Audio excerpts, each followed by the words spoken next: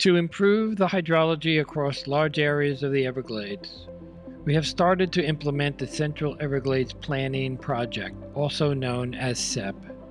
The CEP A2 Reservoir, also referred to as the EAA Reservoir and its associated stormwater treatment area, are the most significant hydrologic improvement to the Everglades in over 100 years of degradation and decline. Due to this decline, we now have vast areas that are too dry, where the rich organic soils have been burnt away, where dense cattails destroy wading bird habitat, and where exotics dominate. We also have areas that are too wet, where depths are too great for foraging by wading birds, and where tree islands get flooded and die. This new 4 miles long and 5 miles wide reservoir will be built on state-owned lands in the Everglades agricultural area. This EAA reservoir will pull water from Lake Okeechobee into the Miami Canal and the North New River Canal.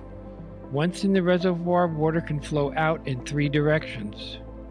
Water can flow west into the new A2 stormwater treatment area. Water can flow south into the highly effective SDA 3-4, and water can flow east into the A1 flow equalization basin. After treatment in an STA, this new water is pumped into the Water Conservation Area 3A. Like the L8 reservoir, this EAA reservoir can store water 22 feet deep. With steep above-ground walls, it will have a maximum water holding capacity of 240,000 acre-feet.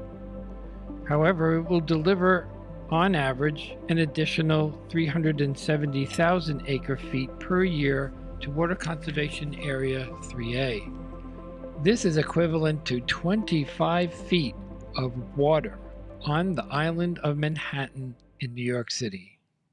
As a result of the longer hydro periods and deeper waters that will come with the water reservation rule, the sloughs within the Everglades stay hydrated for longer periods of time. And as a result, the fish population will increase by some 30 to 50%. And during dry years, the population of fish is expected to increase by almost 100%.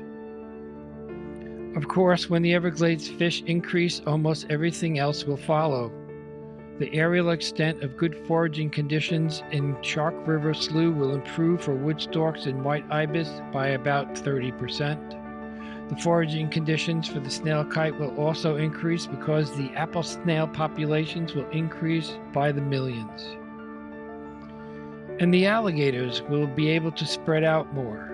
This in turn will increase the resilience of the Everglades by providing an expanded number of alligator holes where fish and wildlife aggregate during the dry season.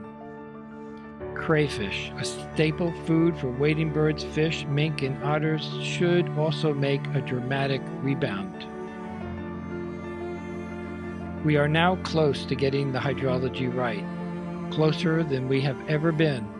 The EAA Reservoir Reservation will protect the water needed for fish and wildlife. The reservoir and the rule are fundamental to Everglades landscape restoration. Without it, there would be little hope for a fish and wildlife recovery.